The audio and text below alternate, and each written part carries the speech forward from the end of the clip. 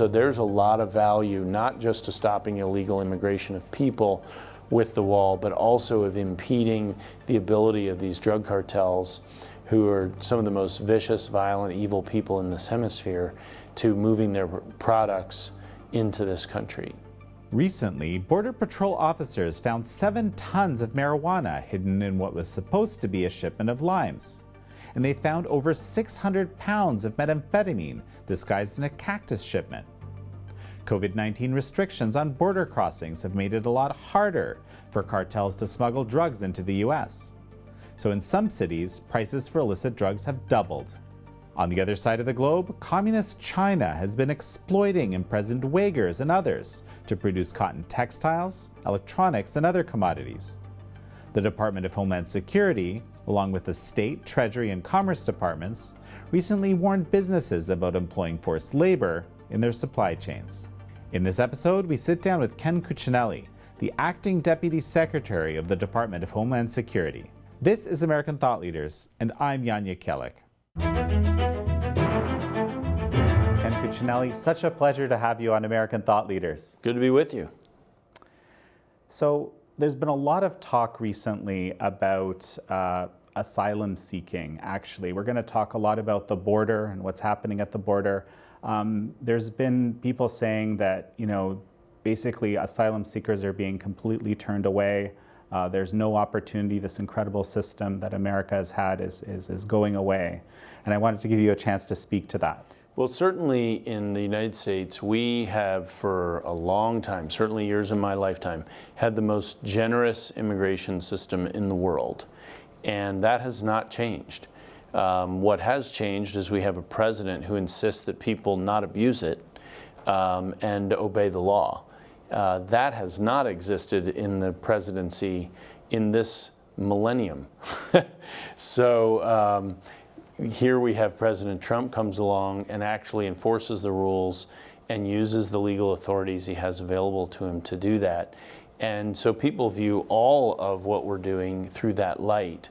But we're still bringing refugees in, we still are bringing asylees in, and we bring more in than any other country in the world. So anything short of characterizing America as the most generous immigration country in the world would be inaccurate.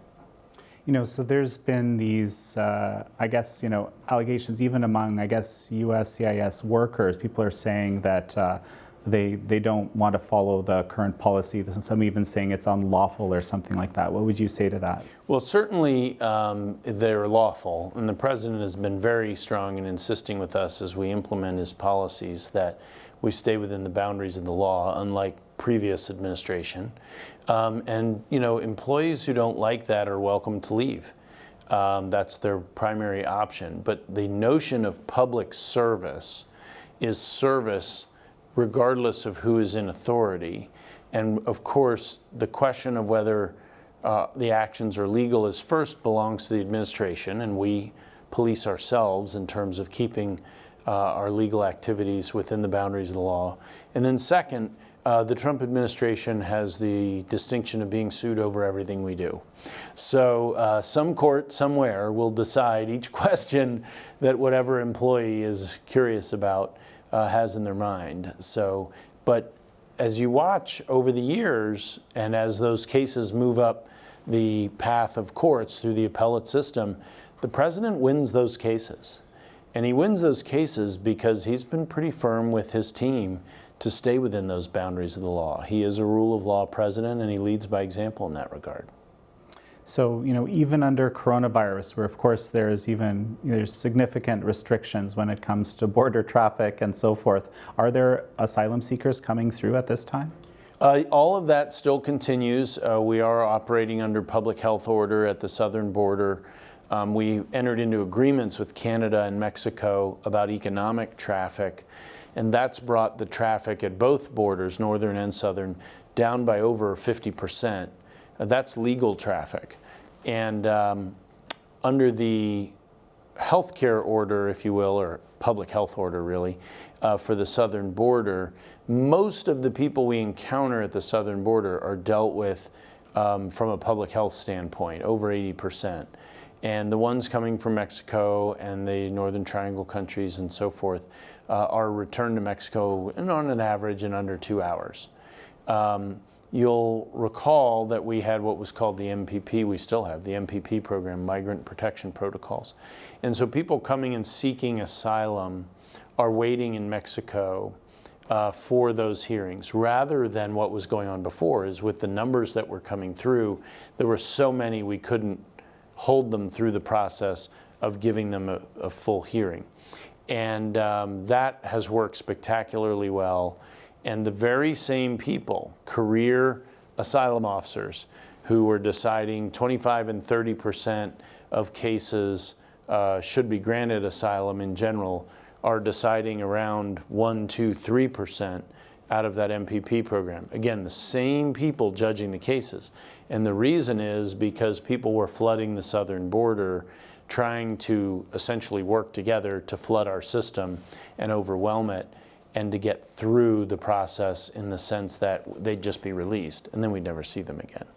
The partnership with Mexico has allowed us to maintain a proper due process-based system that gives everybody their day in court, frankly, faster than even the detained docket in the United States. And they wait in Mexico for that, and they get work permits and other things in Mexico while they wait. Mexico's been a great host in that respect. Okay, well, let's jump to maybe some more of the, well, actually both legal and illegal traffic across the border, and probably pertains to coronavirus. There's been some statistics I've been reading that there's sort of heightened levels of coronavirus in those counties that are along the border. Yeah. Do you have a sense of why that's happening, and what we're doing to deal with it? CDC has been working very hard to get exactly that, a sense of why it's happening there. It has plateaued and has been, there are signs it's improving at this point as you and I sit here talking. But one of the features, people assume that illegal traffic drives things like that, and it's true that the Western Hemisphere south of us has a worse coronavirus problem probably than we do in terms of the inability to control it. At the same time, there's over 1 million U.S. citizens living in Mexico. And when they're concerned about the healthcare system, the majority of them in northern Mexico, when they're concerned about their healthcare system, they can cross the border legally anytime they want. And recent data gathered by CDC of hospitals in those border areas shows 92% of the people being treated are U.S. citizens or legal permanent residents. So we're not seeing our hospitals flooded with illegal aliens. That doesn't mean they can't contribute to the spread in the community that then shows up in hospitals, for instance, for treatment. But it is very hard to get an exact answer. Believe me, we've been trying for a couple of months. Because there's been, a rising number of cases there for a while. So that while there's undoubtedly some relationship, I can't sit here and quantify it for you. And it's one of the mysteries we're still trying to solve. Well, it's interesting because, you're basically, I don't know if people are aware of this, million Americans that can travel freely. Yeah, I don't think most people knew that. Yeah. And certainly, even in DHS, most people didn't realize that. Yeah, fascinating information here. So let's jump to the China Working Group. About a month ago, this China Working Group was initiated. I want to understand, what is the scope, what is its purpose, and frankly, what's been going on the last month? Well, the scope is virtually as far as we reach. It's to cover any topic, and certainly for our components and agencies, that covers a lot of ground, whether it's immigration, both legal and illegal in the case of China, and China is outrageously recalcitrant in accepting their illegal aliens back. They are one of the 2 most problematic countries in the world, the other being Cuba. Both of those have more than twice as many illegals in this country who have final orders of removal. They've been all the way through the process, who their countries aren't taking back, and that's just not good relations. And so China has talked nice to us repeatedly in the Department of Homeland Security, but honestly, they've largely proven they were lying. They never intended to cooperate. So they'll take back, pick a number, 100 a month or so. But in the context of 40,000, that's a drop in the bucket. And they're coming into this country illegally or overstaying visas illegally at a higher rate than they're taking them back. And needless to say, we don't really appreciate that in the United States. So far, we've only imposed extremely minimal sanctions. The Department of State has been excessively restrained, in my view, in terms of making this matter to the Communist Chinese government there. Something I was reading about was this a Xinjiang supply chain business advisory that Yes. DHS involved, and that's fascinating. I come from the human rights side of things back in the day. What exactly are you doing? Well, with that report, we put that out jointly with other departments like state and so forth, sharing what we have learned over the years about how the Communist Chinese government forcibly detains Uyghurs and others in that region of China and then forces them to engage in labor for the profit of the state. And whether it's cotton and textiles, electronics, there's a variety of things that have been identified. And that's something that obviously we want to sensitize businesses to, thus the report, is to inform them so they can further educate themselves on their own supply chains to extricate themselves from any relationships that they discover are relying on forced labor, slave labor. And that is just the beginning of what we're doing there. You've seen Customs Border Protection in their trade roll issue withhold release orders, or 3 different ones recently, against various Chinese companies for their use of slave labor in delivering products to the United States. And so those products get held, and they either have to prove that they in fact were not made with slave labor, forced labor, or they have to ameliorate the aspects of that labor that essentially made it a humanitarian problem, brought it out of compliance with our laws. And that's accelerating, I would say, in those efforts. And other countries, to use Australia as an example, are becoming more aggressive in this space as well. So the human rights person in you would appreciate that this has basically gotten a lot bigger on the world's radar. And I think American leadership, the president has pushed us hard in this space to reveal all of this, has played a big role in that. And so, aside from what we just discussed, these 2 areas, what else is this China working group up to?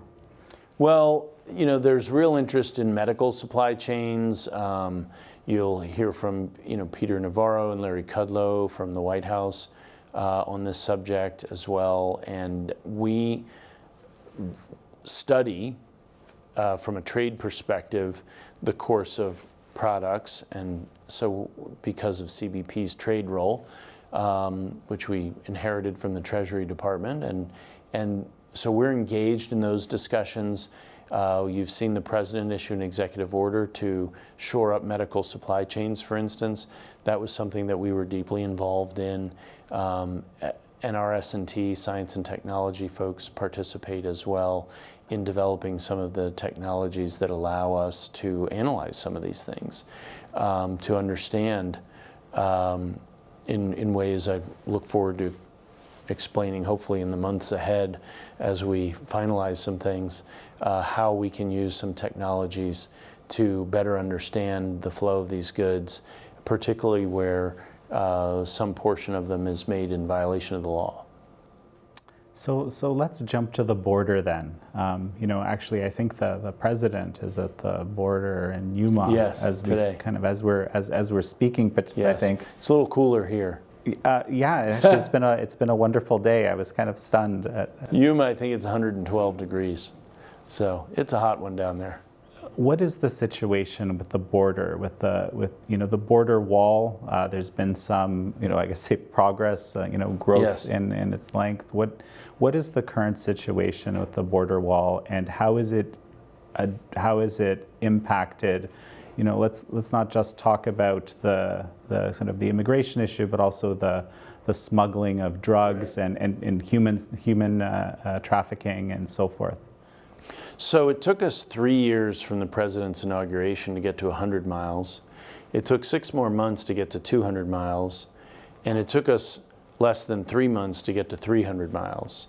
So at this rate, I would expect us to hit 400 miles in the fall, and we'll certainly beat the 450-mile mark by the end of the year, with room to spare, I think.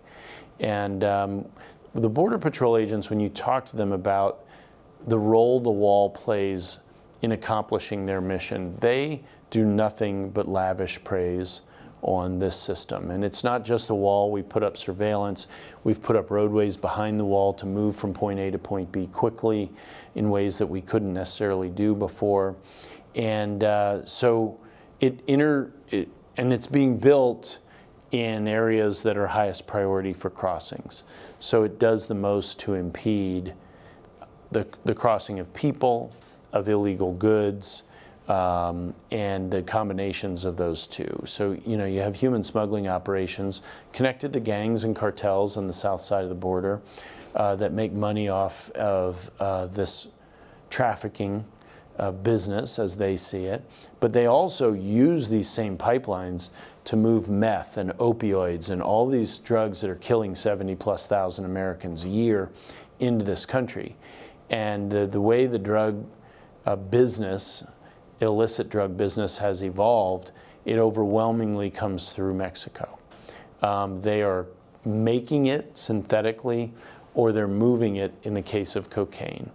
And so there's a lot of value, not just to stopping illegal immigration of people with the wall, but also of impeding the ability of these drug cartels, who are some of the most vicious, violent, evil people in this hemisphere, to moving their products into this country. So it serves both those purposes. It does, when you've got a wall in front of you and you can't get over this wall, you have to go somewhere else. So it does move the traffic, but it moves it in ways that are predictable and that allow us to apply our limited manpower to those gaps.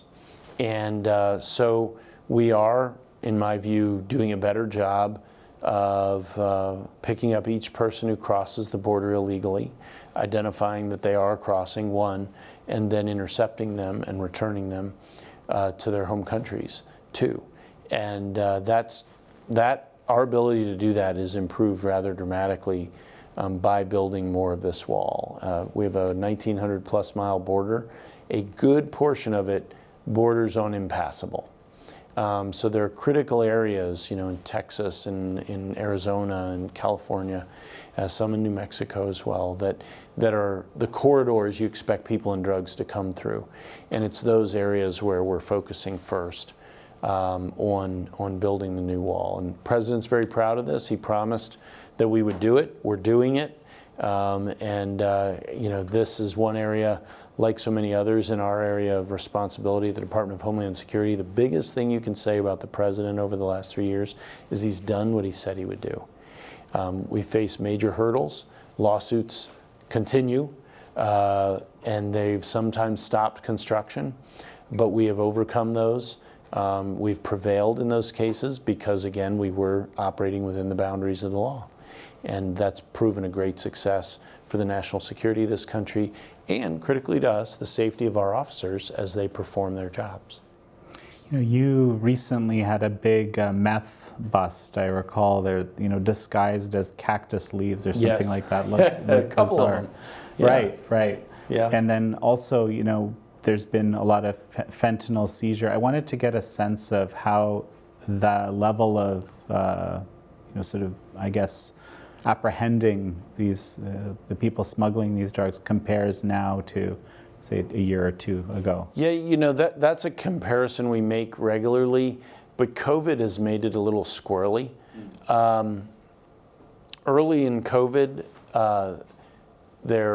because less people were crossing the border, I mean, we literally reached incredibly low levels, 16,000 in 1 month, for instance, which was a number below, I don't know when the last time it had been that low. But those pipelines of people are cover for the drug organizations to move drugs too. So when those numbers drop, they lose their opportunities to move products across. So what's happening is they're producing these things and they can't get them across the border as easily.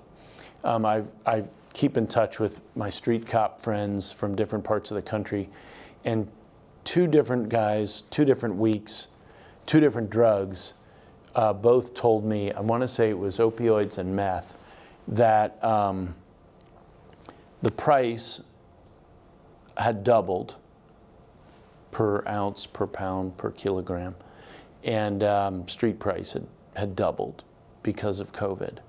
I haven't circled back around with them in the last month or so to see how that's changing, but as the numbers crossing the border go back up, it creates more opportunities for cover for the drug cartels.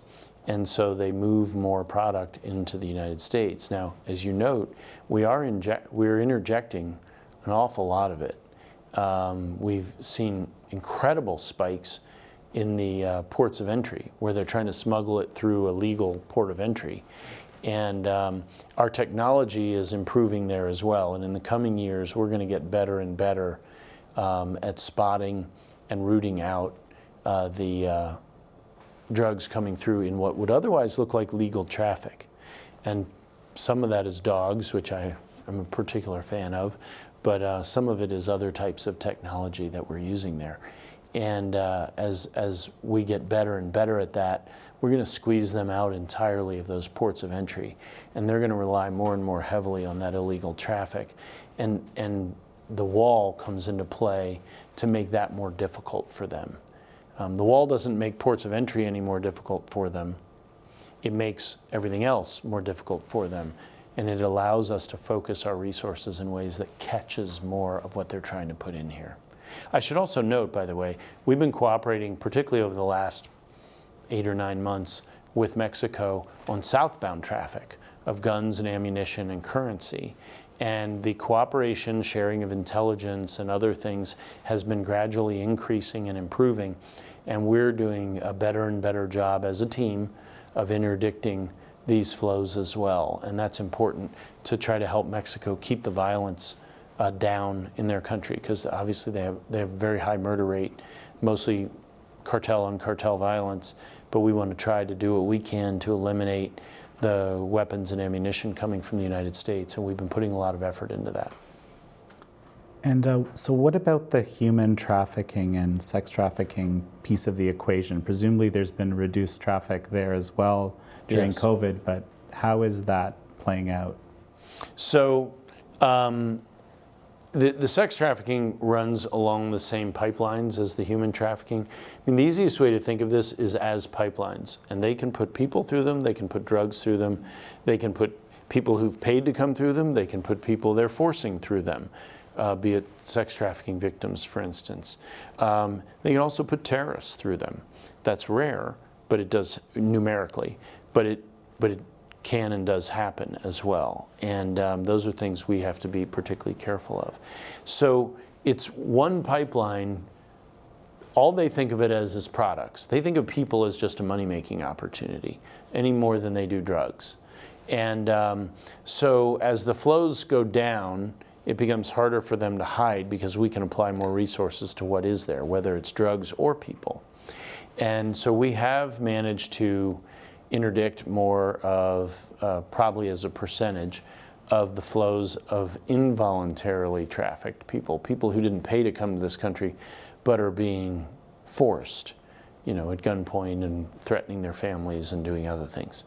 And the advertising has continued in Central America for not caravans, those have been successfully stopped for the last year and a half, but for smugglers who just advertise like you'd advertise any other product here in the United States. And they talk about how well they're going to treat you and all these other things, but oftentimes what ends up happening is you cross one border and then they turn around guns in hand and demand another fee.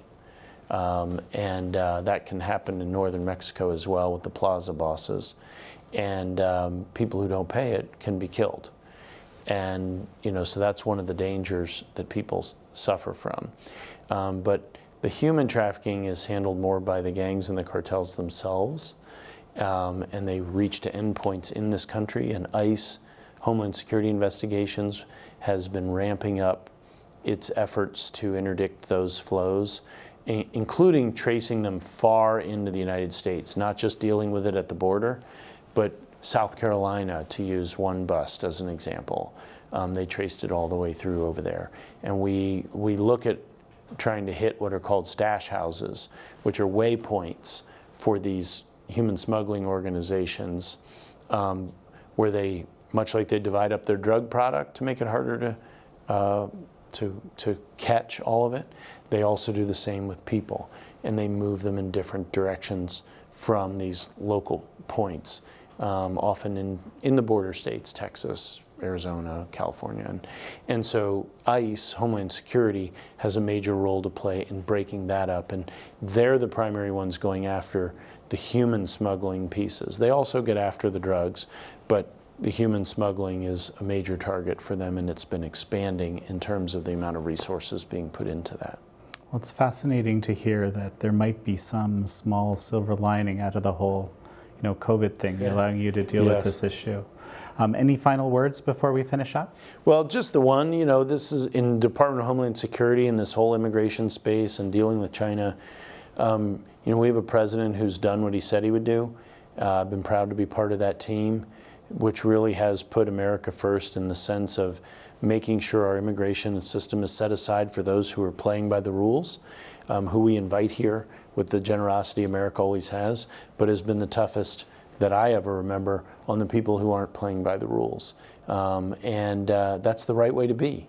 That's part of being a rule of law country, is to respect both sides of that equation and to apply the appropriate resources to both sides of that equation. I think this president has done that. And as someone who had been engaged in policy and politics for years before I entered this administration, frankly, it's nice to see someone who runs for office and then actually does what they say they would. And that's something we're very proud of here. Ken Cuccinelli, such a pleasure to have you on. Good to be with you. Thanks for visiting.